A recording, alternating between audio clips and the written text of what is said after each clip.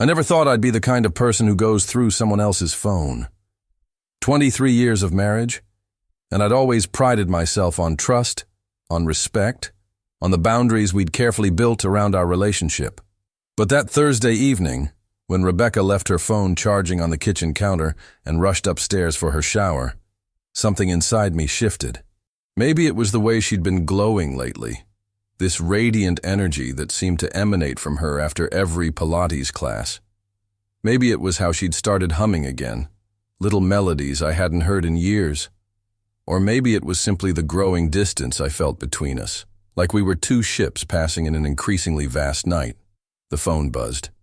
A text message notification lit up the screen. From Sarah P., the Pilates instructor, I assumed. Rebecca had mentioned her countless times over the past 6 months, always with this particular warmth in her voice that I'd initially attributed to finding a good teacher. Sarah this, Sarah that. How Sarah had helped her perfect her form. How Sarah understood her body's limitations. How Sarah made her feel strong and capable in ways she'd forgotten. I stared at the phone, my heart hammering against my ribs. The rational part of my mind screamed at me to walk away, to trust my wife, to respect her privacy. But something deeper, something primal and afraid, made me reach for the device. My finger hovered over the screen for what felt like an eternity before I finally pressed the message notification. Missing you already. Can't wait until our next private session tomorrow. He still thinks we're just friends. The words hit me like a physical blow. I read them again.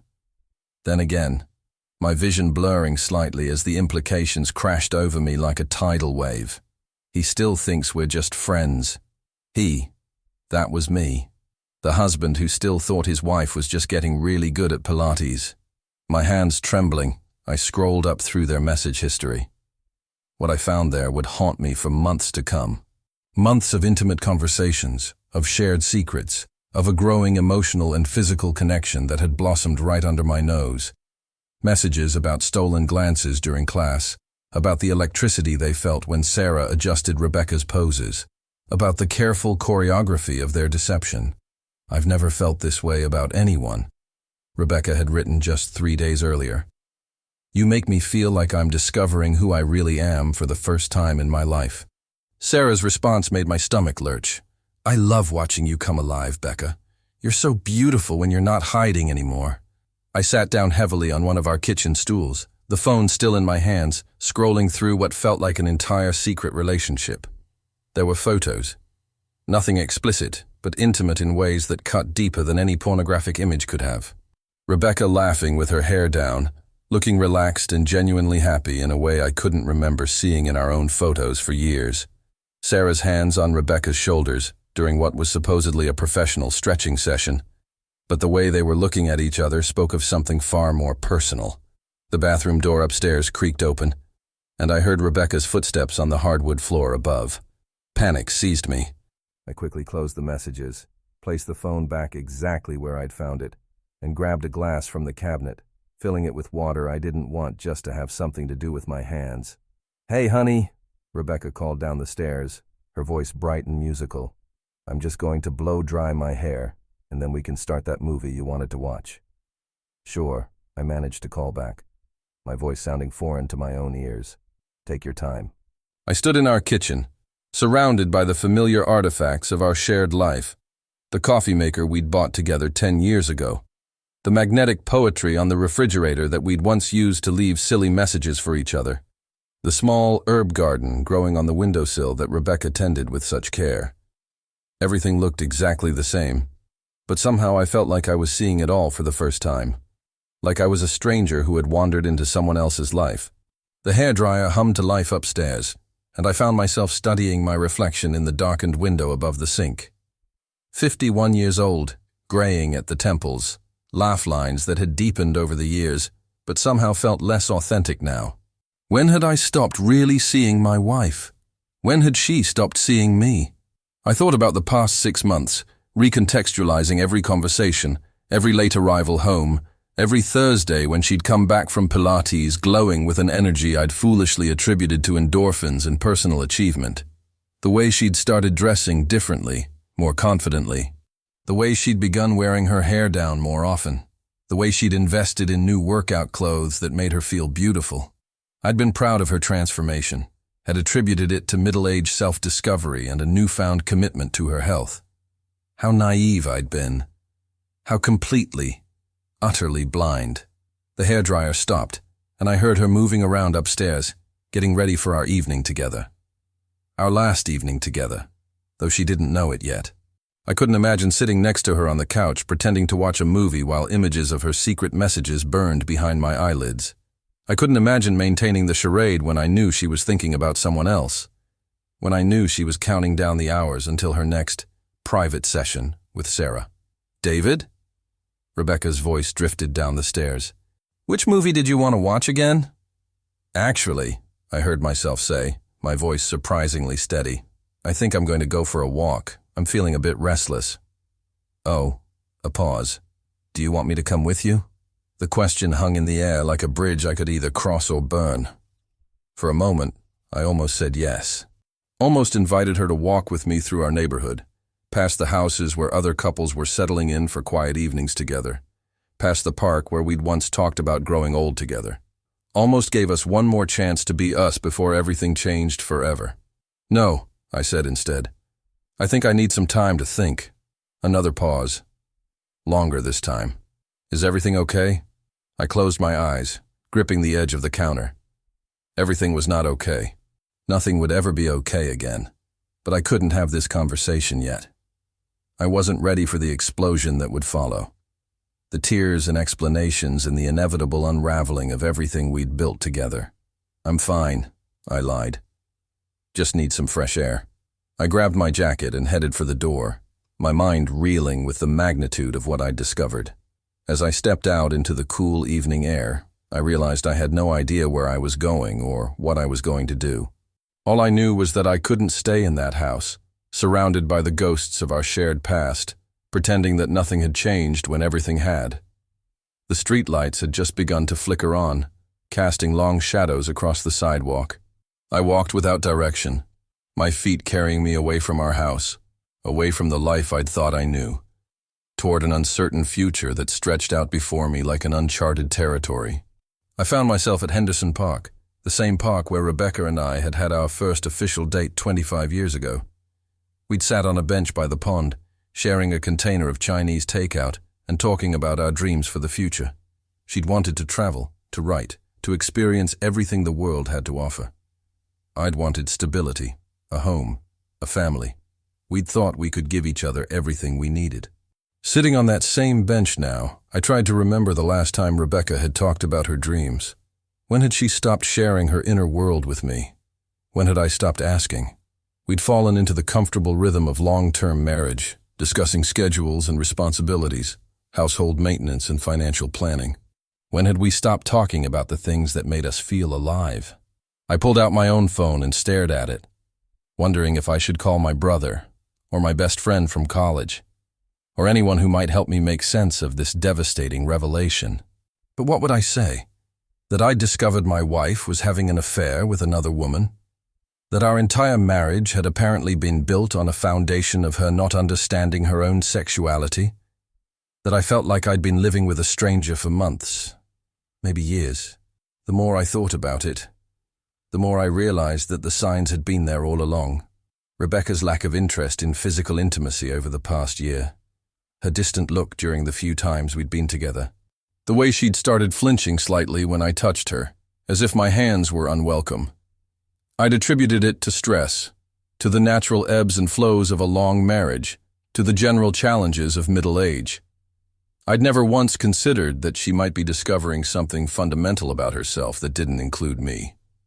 A jogger passed by, headphones on, lost in her own world. A couple walked by hand in hand, laughing about something private between them. Normal people living normal lives, untouched by the seismic shift that had just occurred in mine. I envied them their certainty, their straightforward narratives, their ability to trust that the person they loved was exactly who they appeared to be. My phone buzzed. A text from Rebecca. "Hope your walk is helping clear your head. I'll keep the movie paused until you get back. Love you. Love you." The words that had once been a comfortable constant in our relationship now felt like a question mark, a statement that needed qualification. Did she love me? Had she ever loved me the way I'd loved her? Or had she been trying to love me, trying to force herself into a shape that didn't fit, while some deeper part of her remained unfulfilled and searching? I thought about Sarah, this woman I'd never met, but who had somehow become the catalyst for the destruction of my marriage. What was she like? What did she offer Rebecca that I couldn't? Was it simply the thrill of something new and forbidden? Or was it something more fundamental? A recognition of some aspect of herself that Rebecca had been suppressing for decades. The rational part of my mind understood that this wasn't really about me.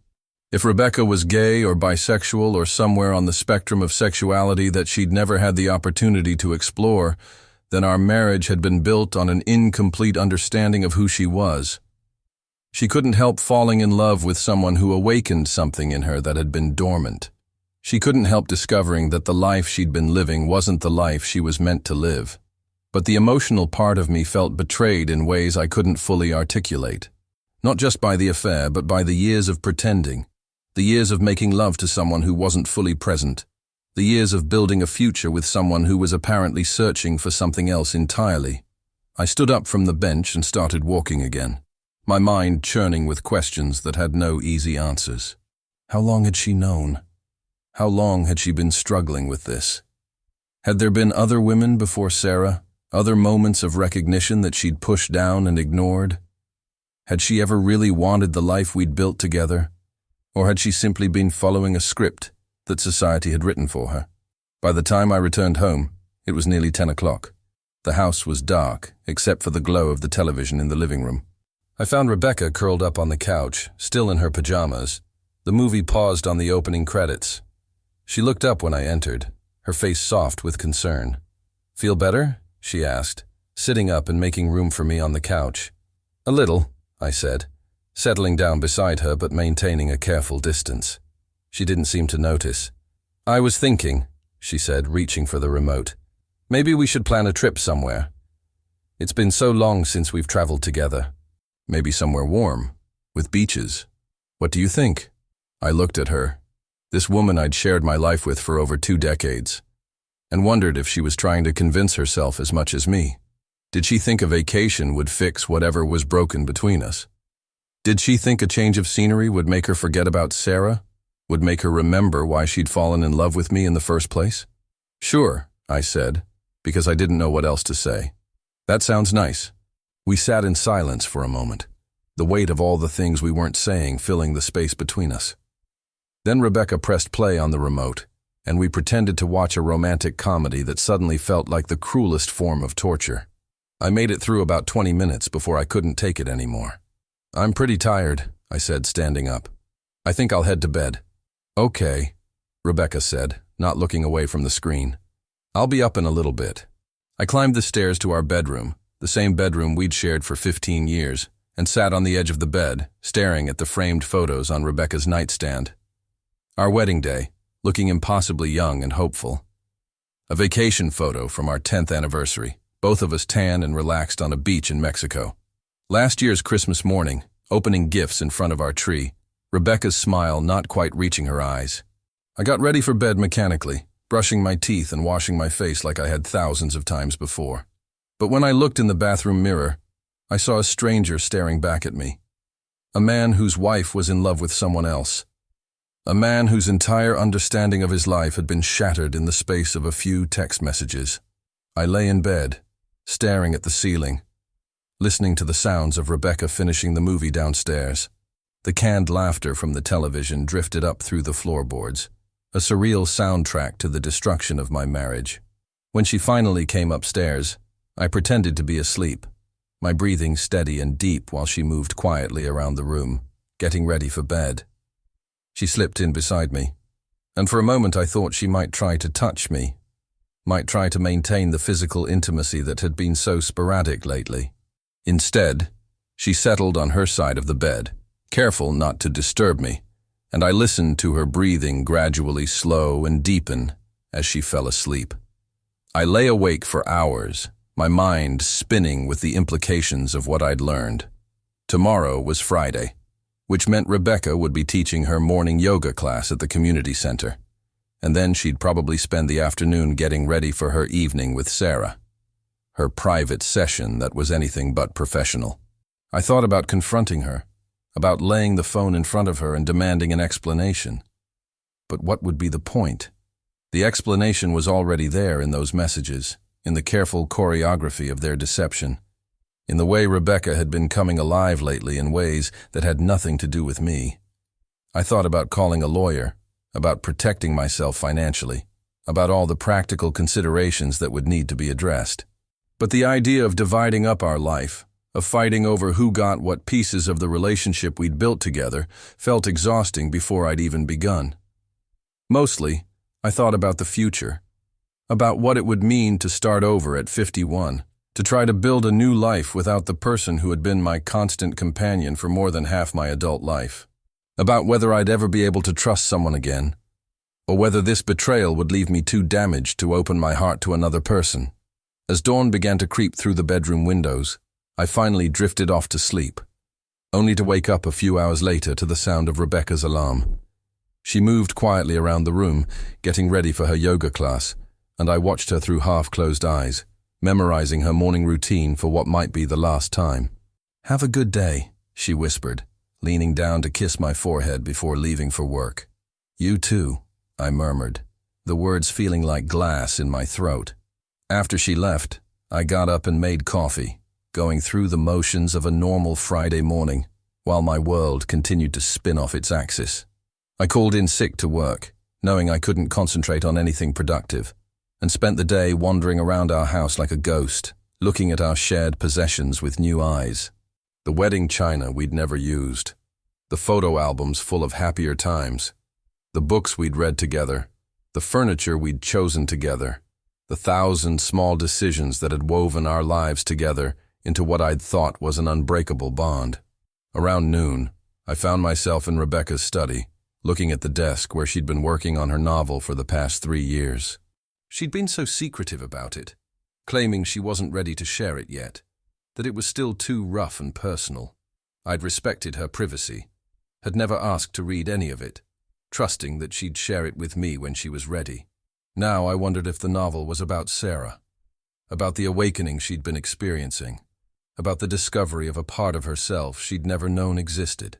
I wondered if I was a character in her story, the well-meaning but ultimately inadequate husband who couldn't give her what she needed. I opened her laptop, my hands shaking slightly as I navigated to her documents folder. The novel was there, titled Becoming, and I hesitated for a long moment before opening it.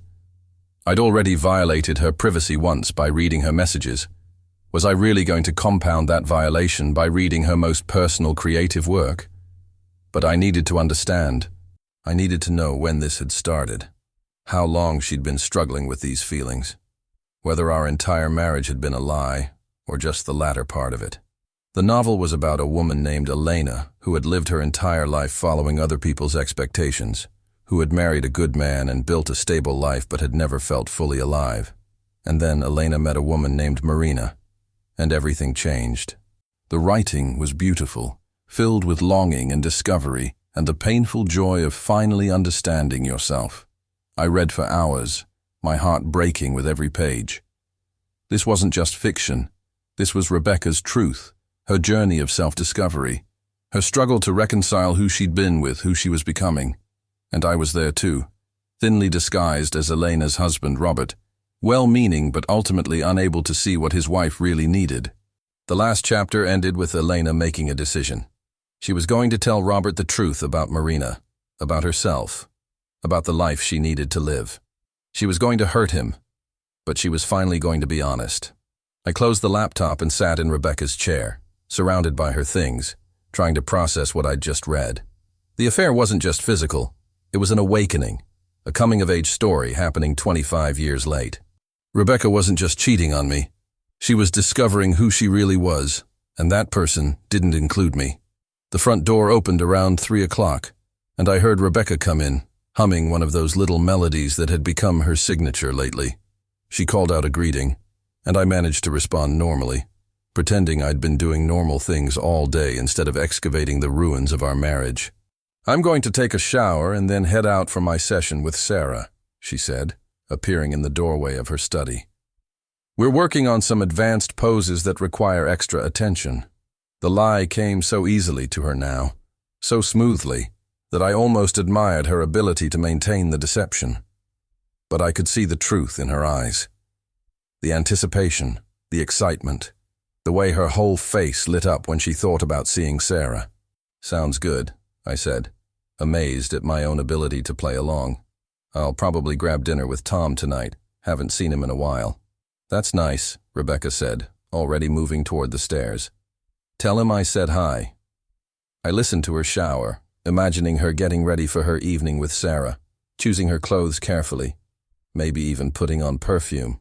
The same ritual she'd once done for me, back when we were young and everything felt possible. When she left, I called Tom and arranged to meet him at our usual bar. I needed to talk to someone, needed to say the words out loud and see if they sounded as surreal as they felt in my head. Tom was already there when I arrived, nursing a beer and scrolling through his phone. He looked up when I approached, and his expression immediately shifted from casual greeting to concern. "Jesus, David, you look like hell. What's going on?" I sat down across from him and ordered a whiskey. Neat. "Rebecca's having an affair." The words hung in the air between us like a confession. Tom's eyebrows shot up, his phone forgotten on the table. "What? Are you sure?" "I saw the messages," I said, taking a sip of my drink and feeling the burn all the way down. "She's been seeing her Pilates instructor for months. And Tom," I paused, not sure how to say the next part. "The instructor is a woman." Tom was quiet for a long moment, processing this information. He'd known Rebecca almost as long as I had been at our wedding, had watched us build our life together. The idea that she was gay, that she'd been struggling with her sexuality all these years, was as shocking to him as it had been to me. "How are you holding up?" he asked finally. "I don't know," I admitted. "I keep thinking this is some kind of nightmare that I'll wake up from, but then I remember those messages, and I know it's real." "Have you talked to her yet? How do you even start that conversation?" "Hey, honey, I know you're having a gay affair, and by the way, I also read your novel where you basically lay out your entire journey of sexual self-discovery." Tom winced. "You read her novel?" I needed to understand, I said, feeling defensive. I needed to know if our entire marriage was a lie or just the recent part. "And what did you find?" I stared into my whiskey, watching the amber liquid swirl in the glass. "I found out that my wife has been trying to love me for years, but she's gay. Or at least she's not straight. And she's finally figured that out. I'm sorry, man. That's really rough. The worst part is that I can't even be angry," I said, surprising myself with the admission. "I mean, I'm angry about the lying, about the deception. But I can't be angry about her being gay. That's not something she chose. That's just who she is." Tom nodded, understanding without needing further explanation. We sat in silence for a while, the noise of the bar washing over us like white noise. Finally, he spoke. "What are you going to do?" "I don't know. I guess I have to confront her. I can't keep pretending I don't know." "Are you going to try to work it out?" I laughed, but there was no humor in it. "How do you work out your wife being gay? It's not like marriage counseling is going to change her fundamental sexuality." "Maybe she's bisexual," Tom suggested. "Maybe there's still a chance." "Tom, you didn't read those messages. You didn't see the way she writes about Sarah. She's not bisexual. She's gay, and she's been trying to force herself to be straight for our entire marriage." We ordered another round, and I found myself telling Tom everything. About the changes in Rebecca over the past months, about the distance between us, about the way she'd been coming alive in ways that had nothing to do with me, about the novel that was really a confession, about the future I'd thought we were building together that was apparently built on a foundation of sand. "You know what the really fucked up part is?" I said, well into my third whiskey. "I'm happy for her. I mean, I'm devastated for me, but I'm happy for her. She's finally figuring out who she is, finally living authentically. I just wish she'd figured it out before we got married. That's not how it works. Tom said gently. Sometimes people don't figure these things out until later in life. Sometimes it takes meeting the right person to wake up parts of yourself you didn't know existed. I know, I said. I understand that intellectually. But emotionally, I feel like I've been living a lie for 23 years. Not a lie, Tom corrected. Just an incomplete truth. Rebecca loved you. Probably still loves you. Just not in the way you need to be loved. I thought about that as I made my way home later that evening. Slightly drunk, but with my head clearer than it had been in days. Tom was right. Rebecca had loved me, probably still did love me, but she'd been loving me while denying a fundamental part of herself, and that wasn't fair to either of us. The house was dark when I arrived, which meant Rebecca was still with Sarah. I went to bed alone, knowing that tomorrow would bring the conversation that would change everything. I'd give her the chance to tell me herself, to explain her journey, to help me understand how we'd gotten to this point. But either way, our marriage was over. You can't build a life with someone who needs to be with someone else to feel complete. And Rebecca needed to be with Sarah. Needed to explore this part of herself that she'd been suppressing for decades. I fell asleep that night with a strange sense of peace, despite the devastating circumstances. For the first time in months, I understood what was happening in my marriage. The mystery was solved, the distance explained, the future clarified. It was going to be painful, but at least it was going to be honest. Saturday morning brought rain, the kind of grey, steady downpour that matched my mood perfectly. Rebecca was already up when I came downstairs, making coffee and humming softly to herself. She looked beautiful in the morning light, relaxed and content in a way I hadn't seen in years. "Good morning," she said, handing me a cup of coffee prepared exactly the way I liked it. "Sleep well?" "Actually, yes," I said, and realized it was true. Despite everything, I'd slept better than I had in weeks. "Rebecca, we need to talk." Something in my tone must have alerted her, because her expression shifted immediately from contentment to concern. "What's wrong?" "Let's sit down," I said, gesturing toward the living room. We settled on the couch, the same couch where we'd pretended to watch a movie 2 nights ago, and I took a deep breath. There was no easy way to do this, no gentle way to acknowledge that I knew her secret. "I know about Sarah," I said simply. The color drained from Rebecca's face, and she set down her coffee cup with shaking hands. "What do you mean?" "I mean, I know about your relationship with her. I know about the messages. I know about the private sessions. I know about everything." Rebecca was quiet for a long moment, her hands clasped tightly in her lap. When she finally spoke, her voice was barely above a whisper. "How long have you known?" "Since Thursday night. I saw a message on your phone." She nodded slowly, not even trying to deny it. "I'm sorry you found out that way. I was trying to figure out how to tell you." "Were you? Or were you just trying to figure out how to leave me?" Rebecca looked up at me then, her eyes filled with tears. "I don't know. I don't know anything anymore. I'm so confused, David. I'm so lost." "Talk to me," I said, and meant it. "Help me understand what's happening." And so she did. She told me about the first time she'd seen Sarah, about the immediate attraction she'd felt but had tried to dismiss. She told me about the way Sarah had looked at her, really looked at her, and had seen something in her that she'd been hiding from herself for years. She told me about the gradual realization that what she was feeling wasn't just friendship or admiration, but something deeper, something she'd never allowed herself to explore. "I've been attracted to women my whole life," she said, the words coming out in a rush. "But I thought it was normal, thought everyone felt that way. I thought I was just appreciating their beauty in an aesthetic way. I didn't realize that other straight women don't fantasize about kissing their female friends." "When did you realize?" I asked. "The first time Sarah touched me. Just a professional adjustment during class.